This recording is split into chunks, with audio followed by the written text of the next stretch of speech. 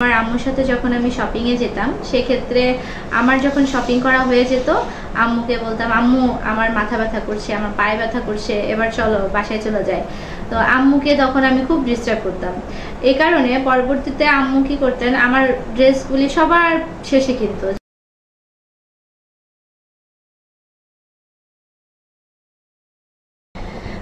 প্রতি বছর আসলে আমার রোজার ঈদটা করা হয় খুলনাতে এবং কোরবানি ঈদটা করা হয় নারায়ণগঞ্জে শ্বশুরবাড়িতে।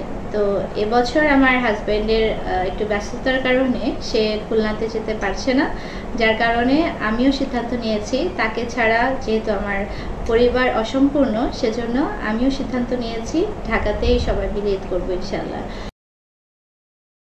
আর পরিকল্পনা আসলে চাঁদ রাতে এবং সকালের দিকে রান্নাবান্না মোটামুটি কমপ্লিট করে রাখা, কারণ দুপুরে আমার বড় বোনের বাসাতে আমার পরিবার এবং আমার ভাইয়ের পরিবার সবারই দাওয়াত।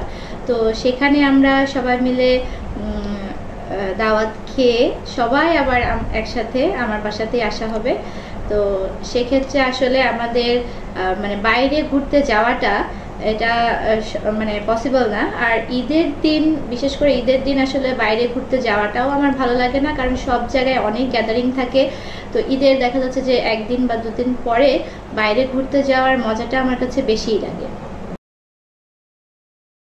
আমার হাজবেন্ডই আমাকে বেশি গিফট করেছে, আর ফ্যামিলি থেকে কিছু টুকটাক গিফট পেয়েছি, তবে আমার হাজবেন্ডের গিফটের পরিমাণটা বেশি। তো মেয়েদের যখন বিয়ে হয়ে যায় আসলে এটাই স্বাভাবিক।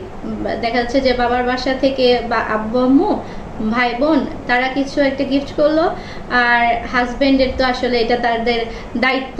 যেমন আমার হাজবেন্ডকেও আমি কিছুটা ছোট্ট কিছু গিফট করেছি, আর আমার হাজবেন্ড আমাকে বড় কিছু গিফট করেছে। রান্না বান্নার ক্ষেত্রে আমি আসলে গরুর মাংসটা বেশি ভালো রান্না করি, সেজন্য গরুর মাংস তো থাকবেই, আর সাথে chicken fry, fried rice, vegetable, আর সাথে যেটা সুইট আইটেম থাকে যতটুকু পসিবল আর কি। আমার 3টা বেবি নিয়ে তাদেরকে নিয়ে যতটুকু পসিবল ততটুকু ট্রাই করবো ইনশাল্লাহ। আর বর্তমানের ঈদ থেকে আসলে ছোটবেলার ঈদগুলি সবার কাছে অনেক প্রিয় ছিল, আমার কাছেও এর ব্যতিক্রম নয়। আমার কাছেও ছোটবেলার ঈদগুলি অনেক প্রিয়।